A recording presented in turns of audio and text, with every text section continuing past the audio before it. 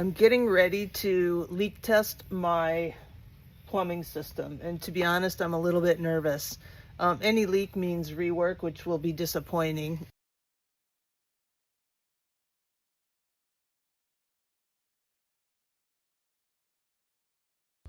I don't know if you can see it, but the water is filled up to about there. So I'm not going to go a lot farther, but I do have another fitting down there that's sealed and it's not leaking, so that's good.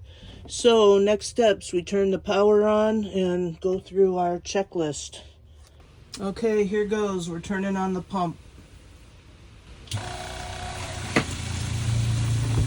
think the pump is filling the hot water tank. I don't see any leaks yet. Amazing. Can't believe this. I've never done any of this before. It's incredible to me that I was able to watch YouTube diagrams and figure all this out. It's incredible. Alright. Oh, I hear water.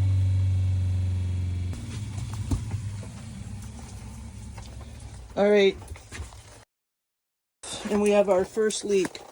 The hot water right there. So I'm going to shut it off and we'll get that fixed. Pump off. Darn.